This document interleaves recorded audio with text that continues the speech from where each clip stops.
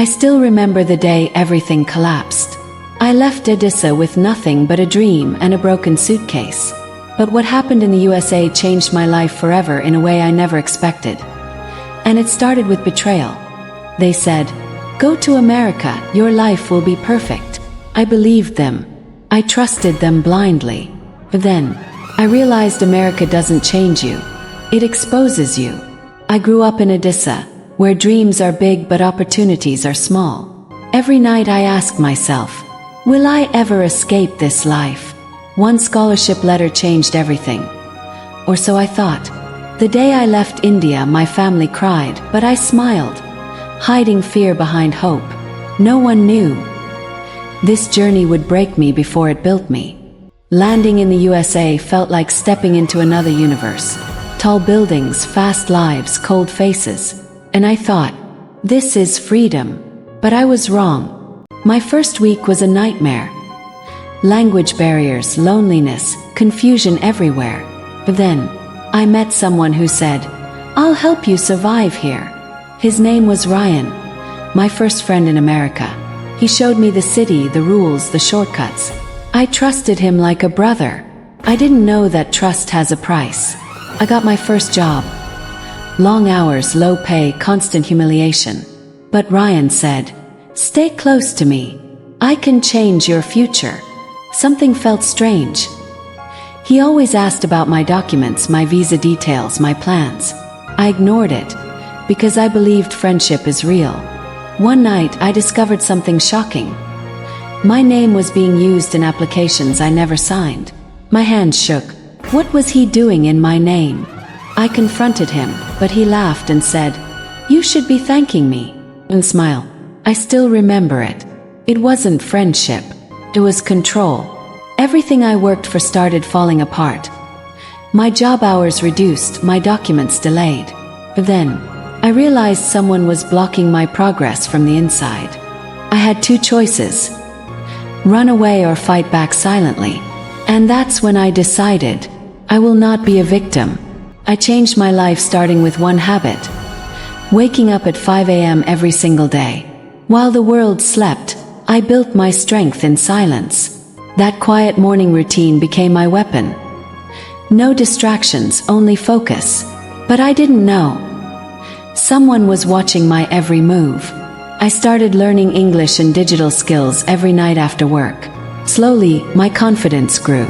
But then, Ryan noticed my progress. I stopped relying on one person and started meeting new people. Every connection opened a door Ryan tried to keep closed. I saved every dollar I could, even skipped meals sometimes, because I knew freedom costs discipline. I began writing everything in a journal. Every failure, every fear. And that's when I saw the truth. My life was not broken, it was being rebuilt. Ryan found out I was changing. And that's when things got dangerous. He said, "You can't survive here without me." But I had already started surviving without him. My work performance improved. People started noticing me. But strange emails began appearing, trying to destroy my reputation. I discovered Ryan had been reporting false complaints about me. Everything clicked. My friend was my biggest enemy all along. My heart burned with anger. But I didn't explode. Plan. Because revenge is not noise. It is silence with strategy. I collected every proof, every message, every document, every lie. But then, I found something even bigger than betrayal. Ryan wasn't just harming me, he was doing it to others too. I wasn't his first target, just the latest one. That's when I decided, this is no longer my personal fight. This is justice. I submitted everything to the authorities. Quietly, carefully. No drama, just truth. Days passed. Tension grew. Ryan still smiled like nothing was coming. But then, the system started moving. One morning, everything changed. Calls, investigations, interviews. Ryan's world started collapsing in real time. He looked at me with disbelief. "You did this?" he asked. I simply said, "You did it to yourself." The truth finally exploded. His lies were exposed completely, and for the first time, felt free. But victory didn't feel like celebration.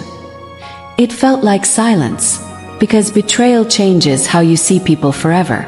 Segment 33. I stood alone again. But this time I was not weak. I was rebuilt. My habits didn't just save my career. They saved my identity. From Odisha to the USA, I became someone I never imagined. But here's the strange part. I later received a message from an unknown number. Said, "You think this is over." But it wasn't. Because in life, every ending is just another beginning in disguise.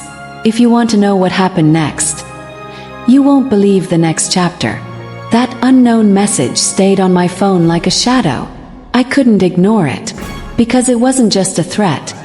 It had details only someone very close could know. I checked everything again. Emails, logs, old conversations. But then, I found a hidden account linked to my identity that I never created. Someone had been watching me even before Ryan entered my life. And suddenly I realized, Ryan might not be the mastermind. My hands went cold.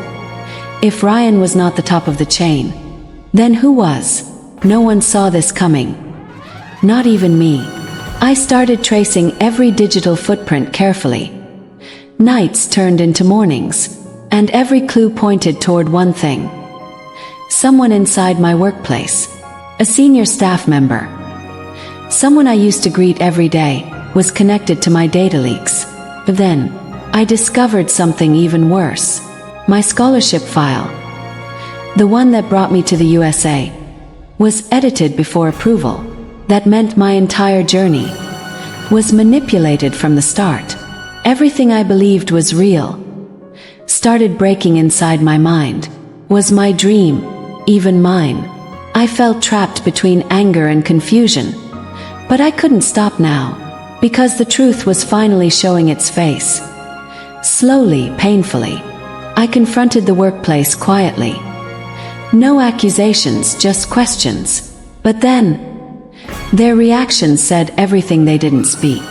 Suddenly, I was called into a private meeting room, and what they told me next changed the direction of everything again.